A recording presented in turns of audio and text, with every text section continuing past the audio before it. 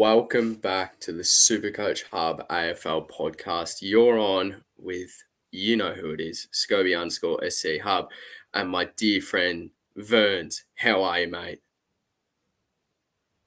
Fantastic.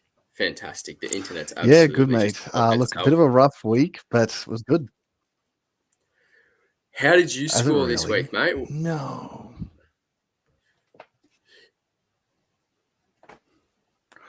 How did you Yeah, I score went this all week, right. mate? I'm hoping it's Yep. holding up at 1882. Yeah, not great. I went up 500 spots, so I'm still seeing about 25K. Ooh. So you're on the climb, so to speak. I mean, yeah, still in the right direction. Didn't feel good, though. Oh, I can imagine that, mate. I can imagine that. What did you score? 1882. Fair. Oh, 1882. I thought you said 1982. Yeah, no, I get that. You're still on the climb. I love to see a little bit of fight in you, mate. Absolutely wonderful. I scored a 1984 and slowly I'm climbing. I'm sitting at 2.6K. So getting there. It hasn't been all rainbows, so to speak. There's been a few dodgy scores. Most of the premiums literally shat the bed on the weekend, which was absolutely disgusting. Nailed a nice VC, so that probably was the reason why I scored relatively well. We're just going to jump in straight into it tonight. There's no Joshy. Joshy's recovering from the Carlton beating that his Bombers actually endured, and that's horrible. So we wish him all the best. He'll be back next week for everyone wondering. Verns, you're up for market summary, mate. Kick us off.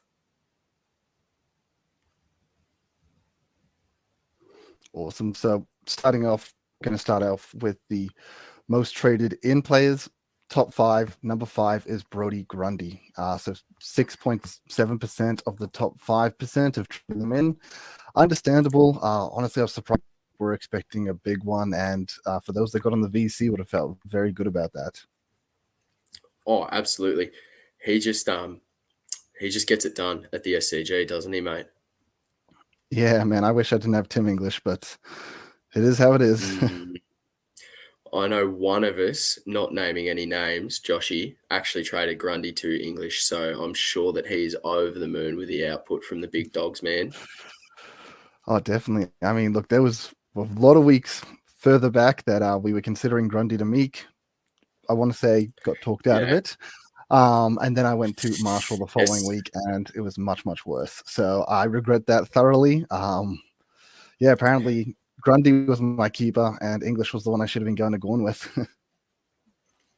Yeah, that's completely understandable, mate. But you can't look into the future. And if you could, you'd probably be a lot higher ranked than what you are. Is that fair to say?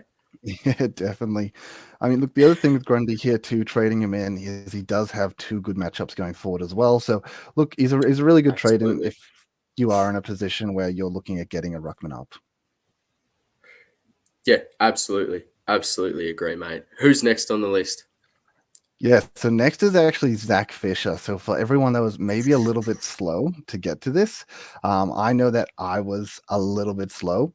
7.9% of the top 5% have traded them in. I traded them in last week. I was happy to be a bit more patient and wait for the data. Yeah, it feels like people, once again, a little bit slow to that, but I mean, he's just going to be a top tier forward. Yeah, I agree, mate. I wanted him before the buy, and that was the week that Flanders was laid out, which was annoying, so I couldn't get Fisher. Got Fisher this week and just more than happy. Although, kind of feel like Fisher owners were ripped off. He had that cramp in like the last 13 to 15 minutes of the game, and because he wasn't on field, that negative scaling really brought that score down. But you're not going to complain with what he did pump out. Yeah, I mean, I remember seeing 135, and then I was doing stuff, and I looked at the end of the game, and it was 120, and I was, a little bit of heartbreak. Just like, what happened? But yeah, so moving on to the next one, Errol Goulden, number 3. This might be a bit of FOMO for people. He 15.3% of the top 5% have traded him in. He had a massive score this week. I mean, Sydney are running hot at the moment. But I feel like it's a little bit of FOMO. Like, yes, the 157 was an awesome score for owners, but I don't know if you're trading him in, I wouldn't be expecting that sort of output week to week. And hey, if he can do 115, that's awesome. But I just don't know if he can on the wing. I don't get me wrong, I think he's a sensational player, but it's just not a super coach friendly role.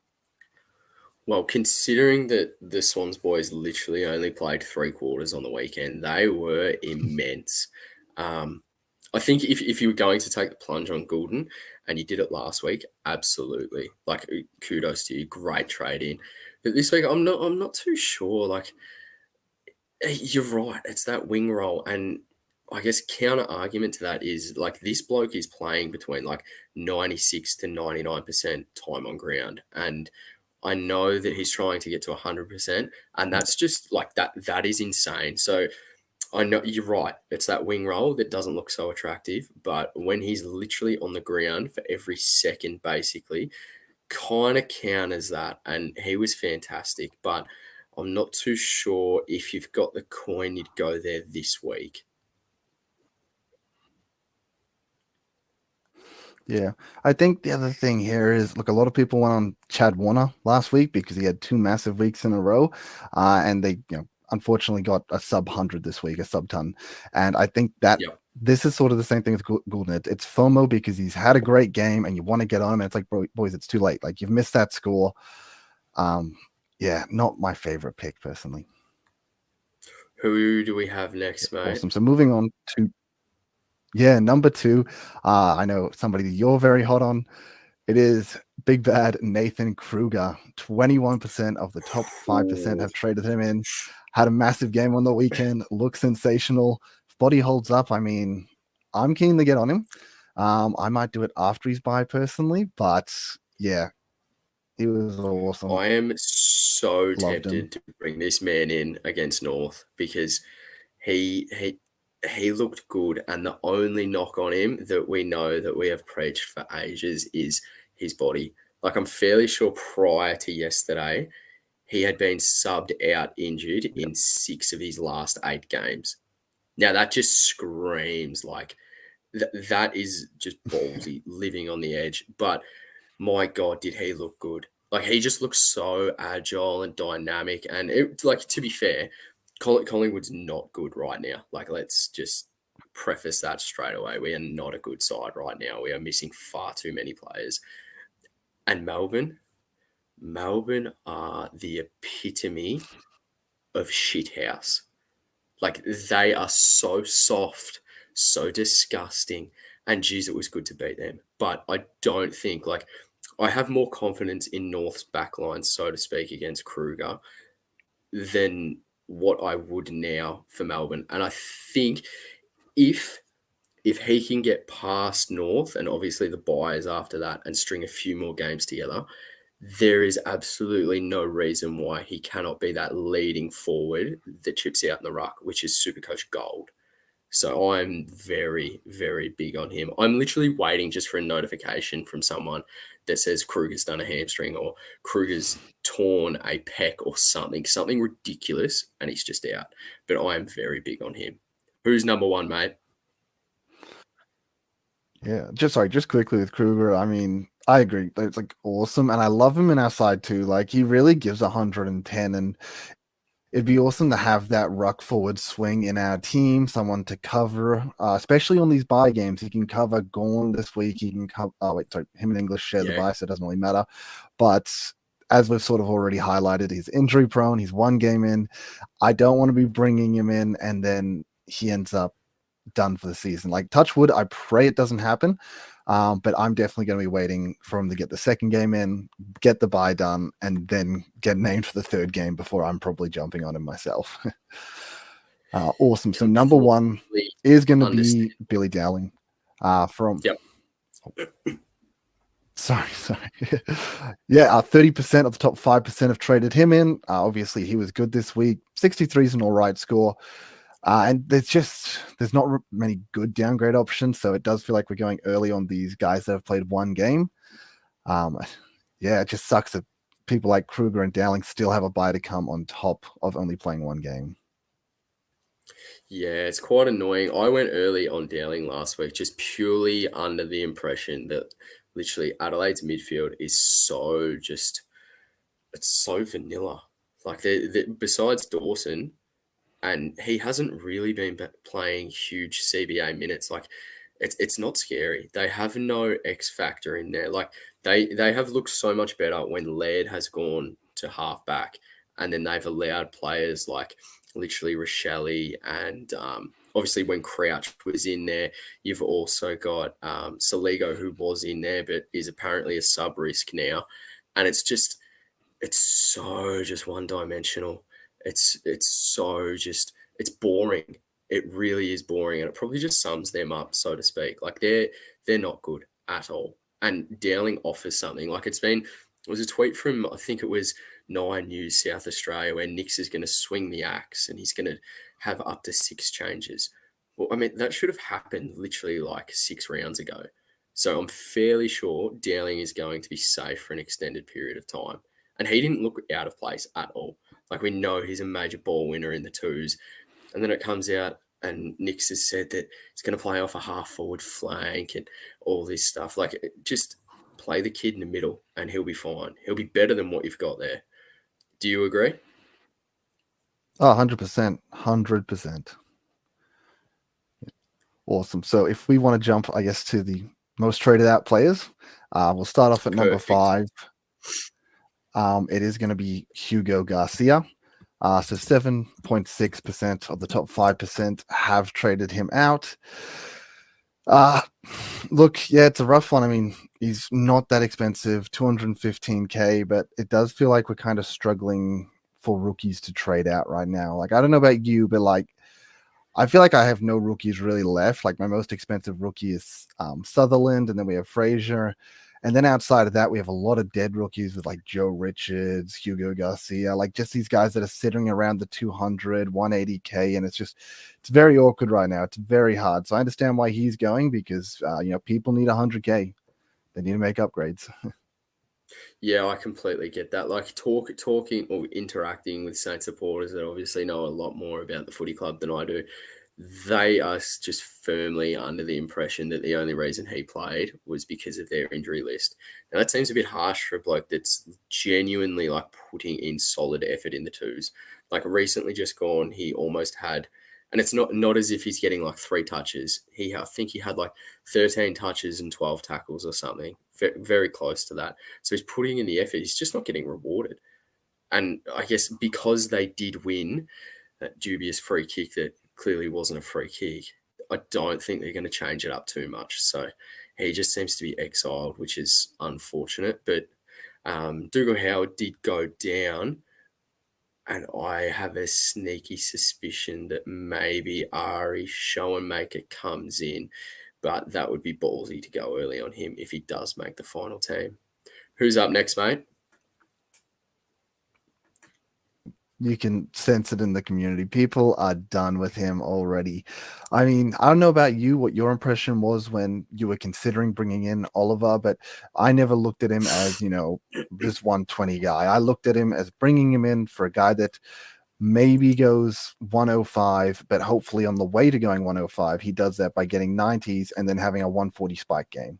290s, 140 spike. And you just wanted to run him as an M9, try and get, a loophole, good big score out of him. I don't know. I think people maybe had unrealistic expectations of what they were getting Oliver for when they brought him in, because trading him out now at 500K, that doesn't feel good. And you've got to be upgrading him too. So Like I completely agree. You have to be upgrading Oliver. That's why I'm keeping him. Like he wasn't that bad yesterday, and still didn't turn up. Maybe like I don't know if there's any data to support it. Like Oliver without Petraka, but again, like they're just soft. Their midfield is when you hear Viney, Petraka, Oliver, Pickett, like that used to be formidable, but now it's like they're soft. They are so soft. It's not funny. Like I don't understand, and obviously, I think we've taken it for granted how much of an interrupted preseason has affected Clary.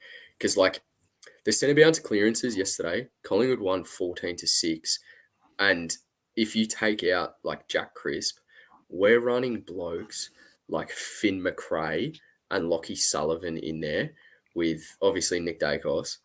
But you take Dakes and Crisp out, and it's like you almost who are these blokes? And Melbourne got towed up in there. Like the worst thing you can do is if you keep Oliver, you need to accept that this is just going to be 90 to 100 on a good day. And you're right, you get those spike scores, but Jesus Christ, if you think he's going 110, 115 on the back end, a miracle needs to happen. So, yeah, I think the only way you can get rid of Oliver is go up, honestly. Yeah, and there's many problems with that. Like if you're going up, you've got to probably spending 100K. I mean, I guess the Golden it's only like 70K, but it's still you're using money that's going to stop you from upgrading. And it's like, hey, if Oliver's scoring you 90 on field, and you get one extra rookie off the field, rather than missing an upgrade this week and taking Oliver off the field for a Golden, like that's not worth it in my opinion. You should definitely be focusing on keeping that upgrade cadence going to finish off this team. I understand a lot of people are very close to finishing off their teams though. And I love the two players you brought up there. Sorry, you brought up one, but the other one I think you missed that I know you love was Finn McRae.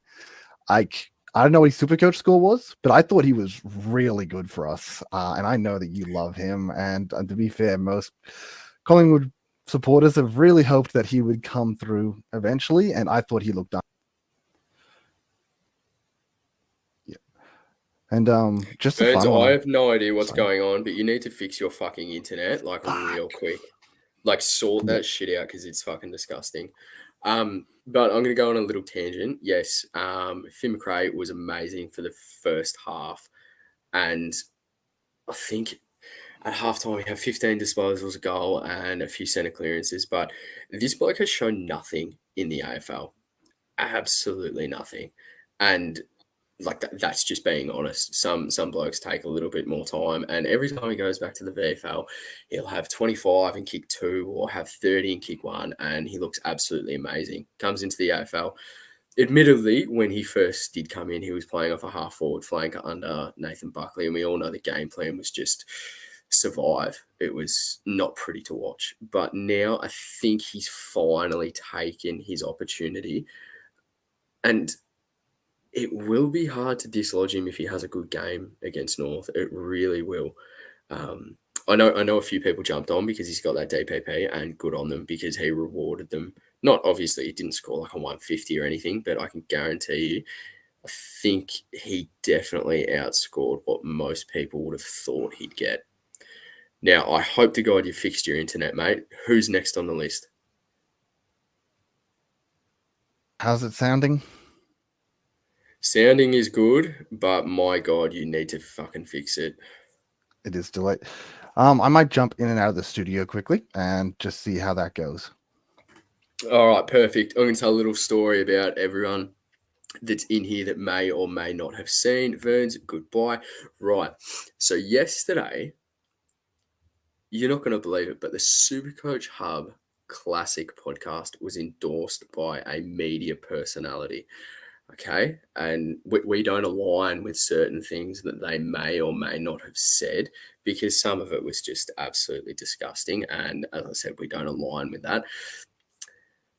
If anyone has seen the tweets, tell me that you disagree with it. Tell me that you disagree. We all know that it was an absolute joke and probably a good thing that you really need to up your security on whatever social media accounts you've got because for legal reasons, we can't actually say who it is. My lawyers are talking to them now. We plan to get a higher sponsorship from said media personality because we don't do things for free around here, which is why Verns is on the big bucks and he's clearly scamming us because he's not putting the money into his actual internet because week in and week out, it's dog shit. But we're getting there. We're getting there. So if you haven't seen the tweets, can't actually show on here, can't post them either. But if you slip into a DM, I will more than happily share it with you if you have any interest in it. But just know we're going places. We most definitely are. Now, Verns is back.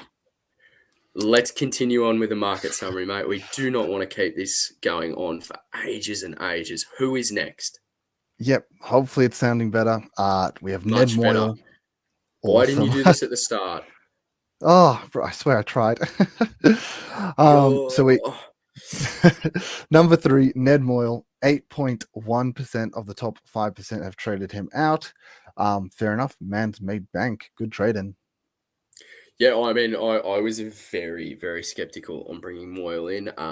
It basically hinged on the fact that there's been very rare instances where Ruckman, not just any player, but Ruckman in general, have had a 1 week hamstring, and it's worked out well.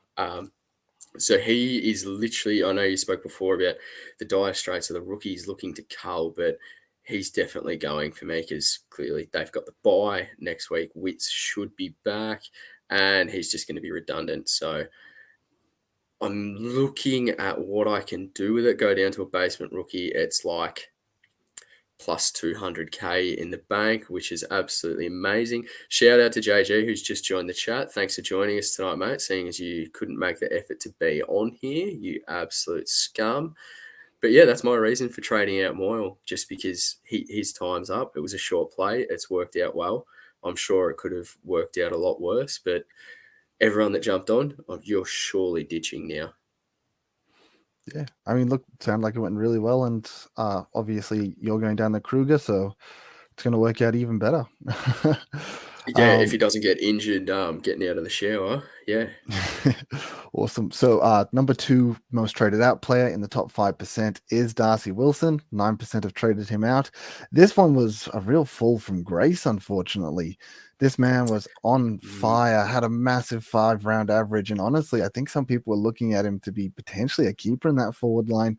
I traded him a little while ago when he sort of peaked in cash, and I thought those that held him were going to get pretty rewarded looking at the matchups he had. And then just, yeah, I can't tell you what happened, what went wrong, but 25 this week, minus 35K. I mean, it's still a great rookie for us, but really hurt if you held him a few extra weeks. Yeah, I agree. I mean, it's not that much, like, it's not that much pain, or you're not in that much of a deficit cash wise, but Supercoach is all about timing. Like, if that's the difference from you getting, I don't know, name out of the hat, if it's a Butters this week and you can only afford someone that's literally 40K cheaper, then you're going to be pissed off at that because the on-field score from Wilson was pox. But it's all about timing. Like, you take it a month back and you think this kid's going to be perfect cover during the buys. DVP scoring wow, no chance of getting dropped or subbed. And then obviously he gets knocked into the shadow realm by Reed and was just terrible since. So yeah, no issues trading Darcy Wilson.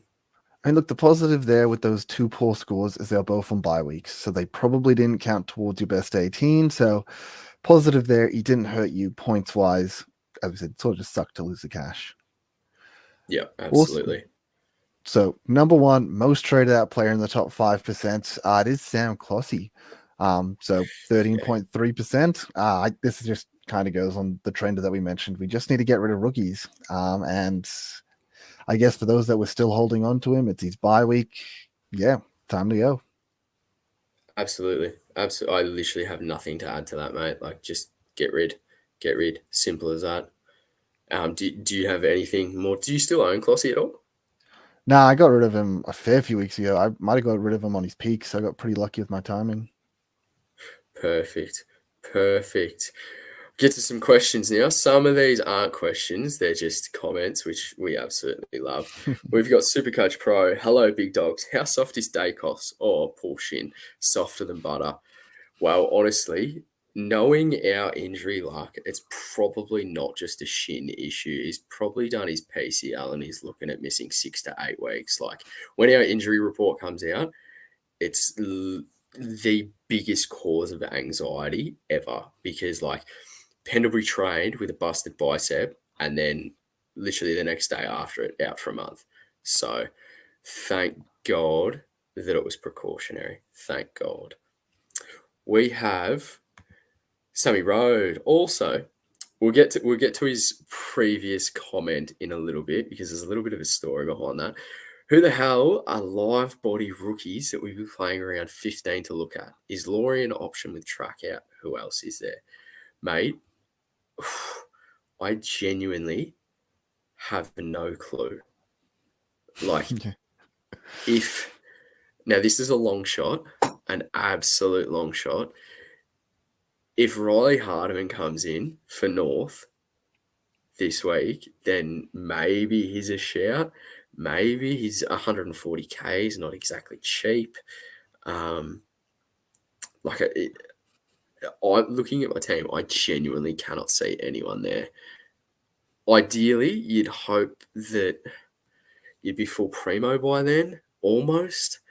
But I mean, Laurie, you'd have to monitor it absolutely. There's nothing that stands out. And the fella that Essendon picked up in the mid-season draft that kicked 4 and had 27, he's got a syndesmosis injury, so he's going to miss 6 to 8, which is disgusting. And yeah, I literally, that's a very good question because I've got no idea who you'd bring in. Verns, please tell me if you've got someone outside of the box. You always do. Yeah, unfortunately not. I'll be honest, I haven't even made trades in my own team because I just like look at the options we have available. There's just nothing there, unfortunately.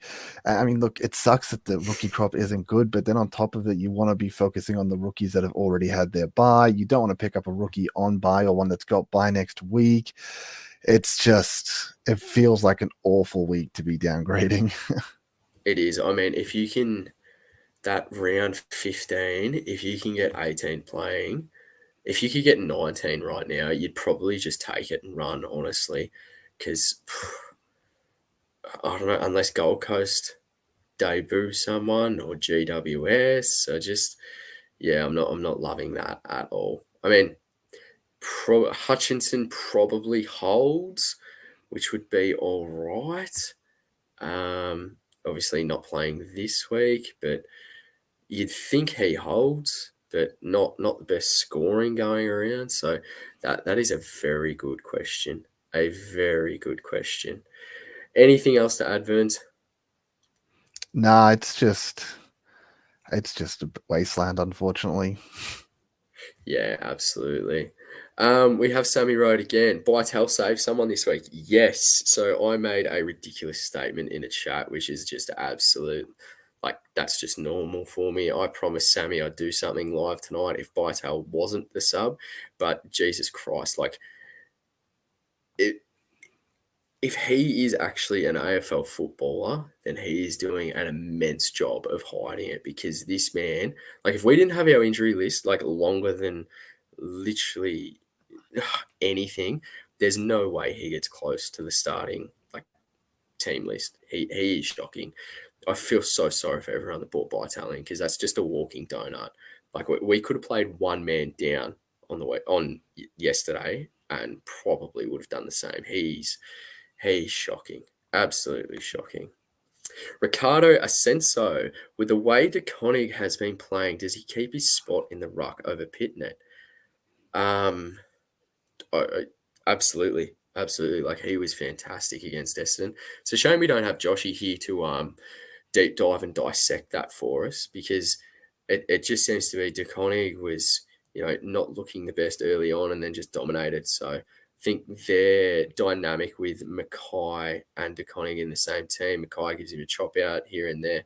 It's just so much more flexible and more fluid than having Pitnet in the ruck, which is unfortunate because they look good and they're winning games, which makes any normal person sick.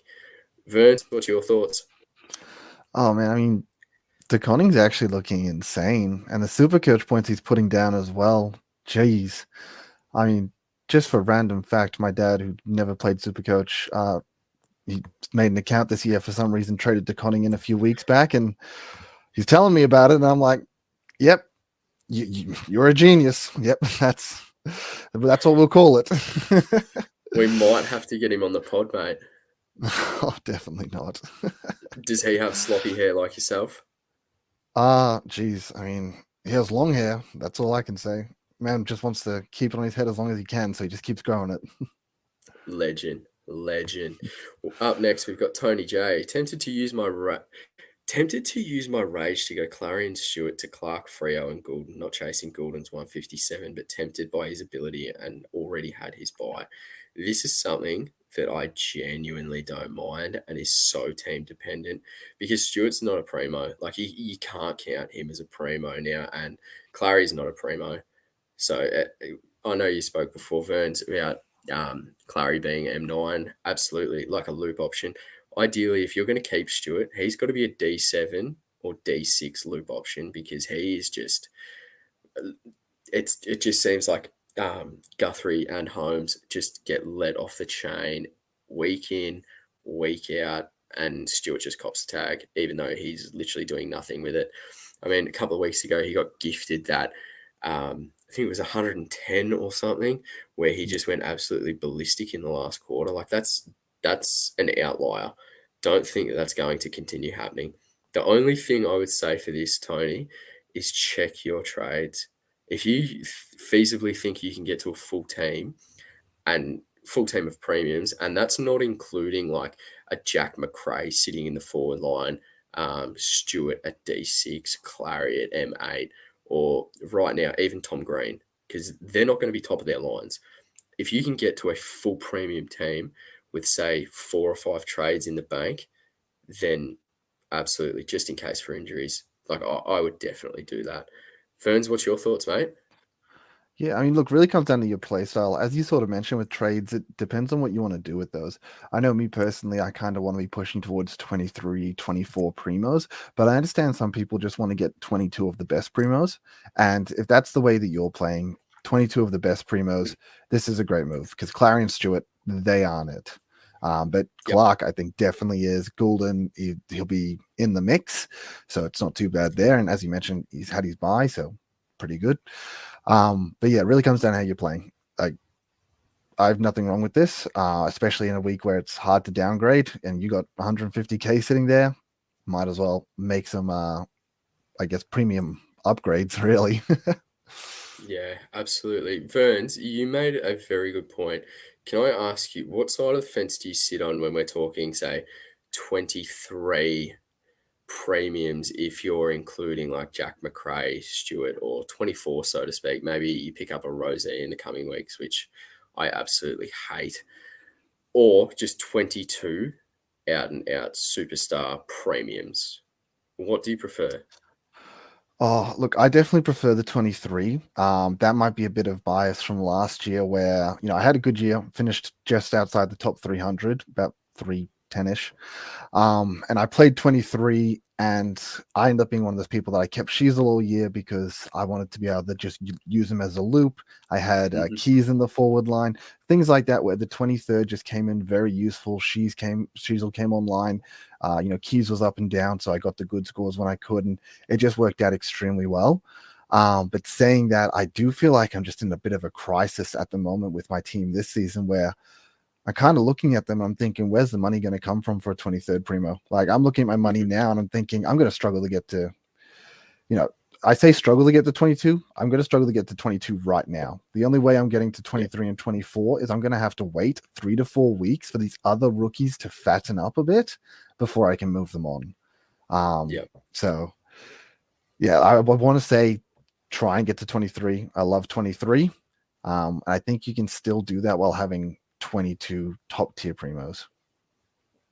Yeah, understandable, mate. Understandable. Up next, we've got Joshy, who we all know who Joshy is. He's just licking his wounds from when Carlton destroyed Essendon. Tom Stewart to Jordan Clark, worth burning the trade. I can't stand the prick any longer. Holy moly. Ferns, I'm going to let you answer this one. What are your thoughts on that? Yeah, I reckon go for it. I mean, at the end of the day, Clark has an extra game, so you're going to get extra points that way. Clark's been playing way better than Stewart. Um, Clark's always had like a good draft profile. We expected him to be good when he was first sort of hit the scene, and it looks like this year he's finally taken that step. I know a lot of people, I think, were forecasting it last year that he would take that step, but he's really done it this year, and he just looks really good. And the way Frio play, it just feeds the defenders so many points. Hmm. that it's crazy. And as you mentioned, I don't think Stewart's really top tier primo, especially the quality of the defenders this year. Like the quality of the He's defenders not. just feels really high, and he's going at 90. It's just not good enough. There's no thinking about it. Like he's genuinely not. Like he's a shit stain on all of our teams because he is absolutely piss poor, fucking pathetic. Um, Joshy again. Whew. Jeez, he's doing more work tonight than he normally does. It's a pain in the ass that McMullen plays last game of the round. You can't see if he's sub. Could actually be a good option if he's starting 32, 65, and 50 in his 3 games, all sub affected. Yeah, but isn't Cogs and Kelly like not too far away? It just feels like with all their injuries, shouldn't he be playing right now? And to be fair, like this 50 is very misleading because when he came on, he had like 5 touches, 4 tackles, and a mark. And I think one was like a goal assist when the game was really on the line and his score just shot through the roof. So we can all talk about the scoring system and how interesting it is and how colourful it can be. But I think, Josh, you go and have a look at his stats for that 50 because, yeah, I just, you're right. Like, you can't see if he's sub. You don't want to be locking that in straight away. Ferns, are you for or against McMullen, mate? Nah, I wouldn't be going there. First of all, just like an elevated price. We just talked about how precious money is. I wouldn't be doing that. And then, as you mentioned, they're all sub affected games. Like this guy's barely best 22. I wouldn't be taking that risk. Good response, mate. Good response. Mariam Abbas. Salem averaging 102 in his last 2 matches, already made 100k. Is he still an option with track out? Well, they've got the bye. So you can wait a week. I mean, he's 430k, 55 break even. Like, surely he's just going to play in that midfield now. Like they need to just sparking it up a bit. It's just so one paced and boring. So, I mean, depending on how many trades you've got back, left back, mate. If you've got 15 odd or something like that, absolutely. That's a situation I'd be willing to take Christian Salem into my team on. Ferns, your thoughts? Yeah, definitely a hard one. I mean, it's great that he made you the 100K really quickly. A lot of people were tossing that up. Could he do 100K in 2 games? The big problem here is obviously he's got his buy right now. So it's a perfect time Mhm. to side with him if you're going to. If you hold on to him and he ends up being a bit of a bust, it sucks. But as you mentioned, 55 break even. So you can probably get away with holding him for one more game, seeing how he sizes up with track out of the team, and then they make that decision to move him on afterwards if you really want, or keeping him for that 23rd premium if you want. So I think there's no harm either way. Yeah, perfect, mate. Burns, you can answer this one straight off the bat. Houston or Clark this week, mate? What's your thoughts? Uh, I hate having Houston in my team. I picked him Why? up two Why is weeks that? ago. Look, I just picked him up 2 weeks ago, and he's so quiet in such long periods of time in the games. I mean, obviously they didn't play this week, but the week before he was on like 30 at halftime, and then he blew up with like a 40-point third quarter, and it was like, okay, that's pretty cool. And then like had a 15-point quarter at the end. Like he was so quiet for 3 quarters, dynamite for one. And even in the first week that we had him, he was so quiet for half the game and then really good for the second half. I don't know. I've had him for 2 weeks and just watching him do nothing for half a game, just it's so painful. Clark, I personally just love as a pick. I mean, he's just electric. Yes, he's gonna get tagged, but he's at least enjoyable to watch. Like I'm enjoying him a lot Does more. does Brennan Cox coming back, does that affect Clark in any way, shape, or form? I mean, more defenders in the mix could always affect him, but he's an attacking defender as well. Like I don't think like that's not Cox's role. He's not going to play that. I think he'd eat more into Luke Ryan's intercepting sort of role than Clark's attacking role. So I don't think it will. But I mean, technically, having a better player down back who will get super coach points over your current players, that I mean, it might do a little bit of damage, but I'd feel pretty comfortable. See, I think I agree. I think Cox coming back actually helps Clark. And it probably helps Luke Ryan's chip game rather, and I think it hinders his intercept game. But yeah, I don't know. It's just another variable to throw in there. Like Clark's 580K. That is a lot to be paying for a defender. Yeah, I guess that's the other thing to factor in. He's so damn expensive. I mean, Houston's 566. Like at this point, you're basically paying the same amount for them. It's just who do you think is going to do better on the run home? I mean, personally, I wish I had Clark right now, but I Port don't play know. a lot of games at Adelaide Oval as well. So Yeah, Houston is usually a better player at Adelaide Oval. And look, Carlton are a mm, restrictive restrictive team for defenders. I think just because he tailed them up the year before, I had higher expectations for him than what he did, yeah, yep. unfortunately. No, I agree. I agree. Joshy, not a question, more of a statement. Keep an eye out on Bustlinger debut this weekend with Keith out. Yeah, they thought it was going to be very short term, but I think it's 6 weeks now. 198 centimeters, intercept key defender, key position defender, sorry. 123k, averaging 20 disposals and 8 marks in his 9 VFL games this season. Didn't know anything about his stats. All I know is that he's got luscious long locks. That's it. But then again, like you're gonna have to see 2 games out of him because, unfortunately, and I don't know why this is a factor, but it is. It's the dickhead coach factor, and guess who's his coach? Bevo. So yeah, you've got to wait 2 games. Verns, your thoughts, mate?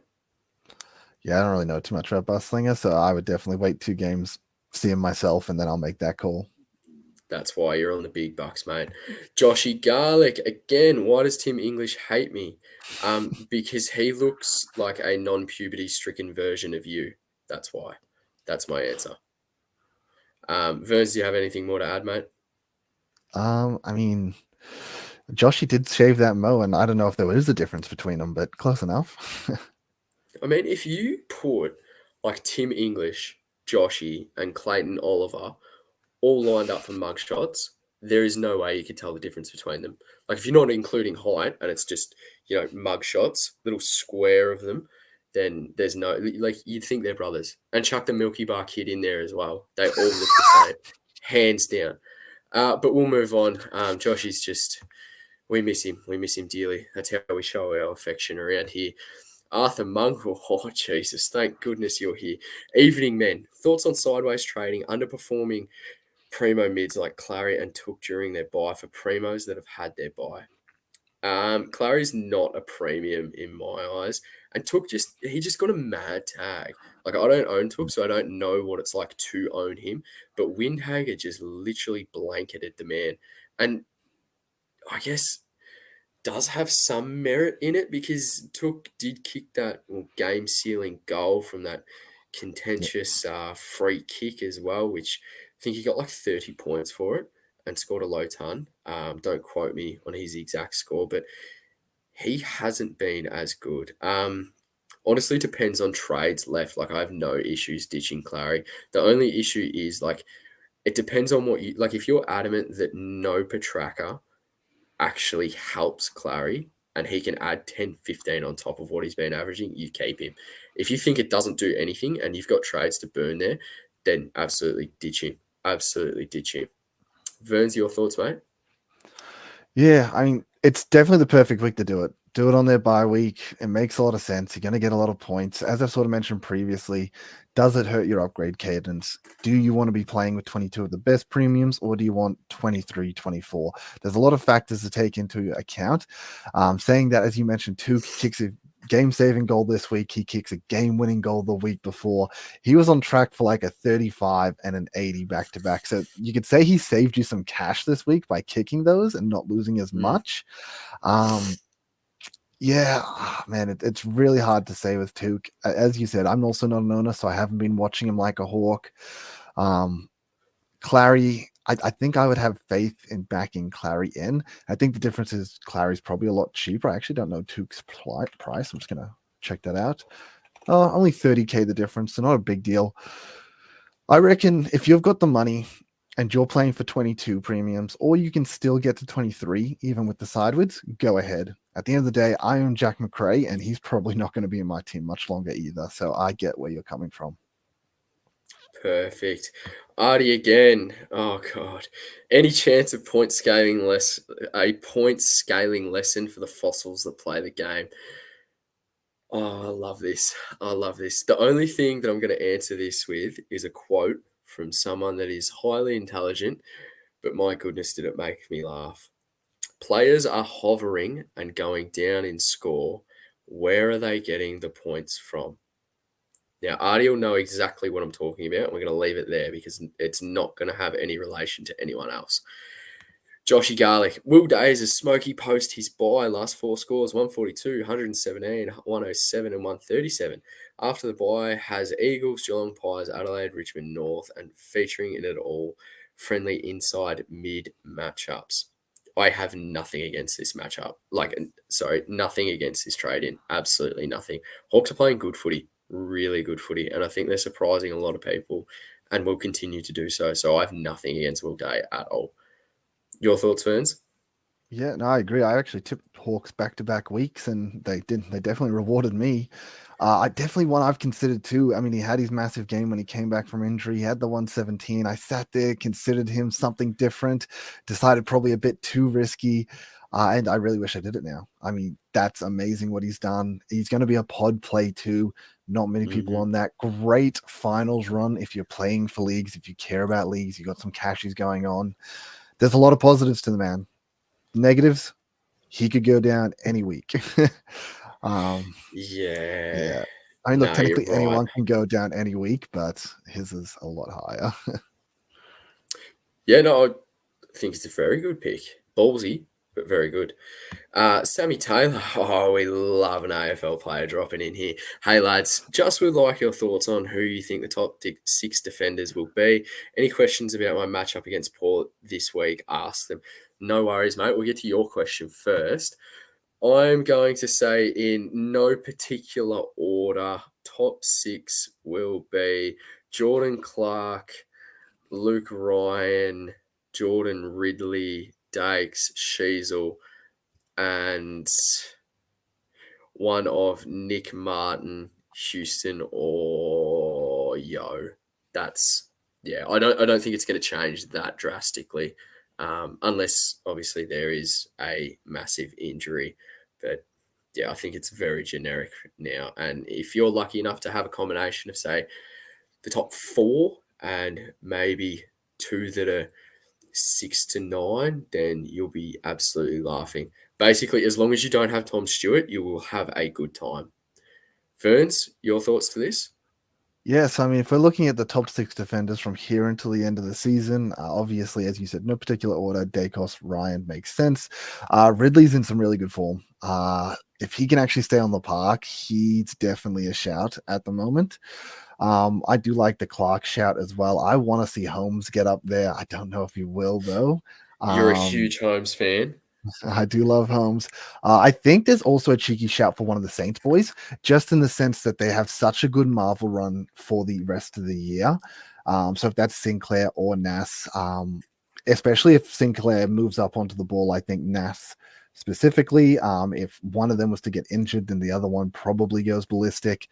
And then number 6 would clearly have to be Sammy Taylor himself. Yeah. Oh, Sammy Taylor. Well, I actually do have a question for Sammy Taylor, as he wanted us to ask them. If you've got any inside intel referring on what Joshy posted earlier about McMullen, mate, you know where to find us. Is he going to be the sub or not? Please let us know, because that would be super handy. And if you could let us know how long he's going to stay in the team for, that'd be fantastic as well. So you know where to find us, mate. Drop all the goss right in the DMs. Our last question, because we're going to cut it short tonight, which is wonderful. Would you go with Rankin this week or wait after his bye? He's been declared fit, I'm fairly sure. I'm going to wait, just because it's a hammy and those things can twing at any point in time. Ferns, are you going this week or are you waiting till after the bye, mate? Yeah, I'd definitely wait. I mean, look at that Adelaide Oval. That's great, but it is against Sydney, and there's a good chance he probably ends up playing a lot more forward time against the best team in the league. I would wait. Yep, understood. I did say that was going to be the last question, but because my dear friend Artie and another good friend Mick have shouted me seats to the footy this weekend, we are going to have this as our last one. Is it plausible to have Heaney, Goulden, and Warner? And will that spanner horse rest them later once a top two spot is secured? I mean, flip a coin. Like, you can't look into the future regarding horse resting them, but it is most definitely plausible to have Heaney, Goulden, and Warner. I think that would be a very fun own, and chances are you probably already own Grundy as well. So as long as they keep playing good footy, I mean, your Supercoach score is going to look very good. Ferns, your thoughts? Yeah, 100%, 100% agree. Wonderful, wonderful. That's it for questions. Thank you, everyone. Verns, who is your VC and C this week? Yeah, I mean, look, it's a tough week for it. I honestly plan on thinking I have to go McRae up to Zorko because I'm terrified of a 150 plus from Zorks this week at the Gabba. So I'm going to say VC Zorks. Um, the other, I guess, cheeky shout if you're not going for VC Zorks is we know Bond put a 180 on Frio. Maybe not the last time they played, but the time before that. I know he definitely did it to them last year. They are a different team these days, but I mean, it is the Bond. Uh, yeah, that would be my VC options, and then Dacos has got to be the easy fallback C. Yeah, I think I'm 100% going. Like, there's no way I'm not going Zorko into Livingston or a buy player. Like, Zorko's going to drop a nice, well, I hope he does. Touchwood 130. Happily take that. Absolutely. We saw what Flanders did to them. We saw what Sexton, like, I think Sexton had 16 marks or something. Um, and that's not a knock on him, so to speak. But I think it's fair to say he is not an absolute elite superstar of the game and still did very well Supercoach wise. And Flanders had 40 plus and 14 marks and dropped to 150. So I think Zorko is the clear and obvious VC shout.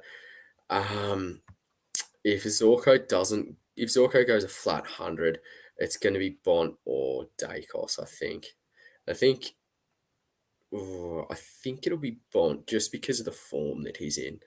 But that's it. Anything else to add, Verns? Do you want to shout out the consensus team, mate? Yeah, definitely. If you are in our Discord or you haven't yet, come join our Discord. Come join the consensus team. We put in votes each week to make trades and moves. This week it did drop a 1990. So it was actually a pretty decent week for the team. We did bring in Goulden, worked out very nicely. Got the VC on Flanders, also very nice for the team. I actually haven't checked how that affected our rankings, but there's a good chance it might have leapfrogged my own team personally. Oh, that is an absolute kick in the groin. And on that note, thank you so much to everyone that is listening through X or is on YouTube watching the live stream. Thank you, everyone that's dropped a comment, a question, or just been here to watch. You can find us on literally everything. Linktree is in the bio. Check us out on YouTube, Spotify, Instagram, Facebook, X, of course. You can find us on TikTok. Shout out to the boys at Honeyball who do fantastic work with literally up to date live quotes of everything you can ask for. Verns, where can the listeners find you, mate? Yes, you can find me at Verns_SC on X or at Verns Supercoach on YouTube. Perfect. You can find me at Scoby_SC Hub on X. Thank you once again to everybody that has dropped by. And if a certain media personality is watching, we know you're a fan. We know everyone knows who we're talking about right now. If you're watching right now, get into my DMs. We will get you onto the stream next week. And we'll have Joshy back. All right, everyone. So to the 213 odd people that are in here right now, thank you so much. You know where to find us next week. Same place, same time. Have a great week.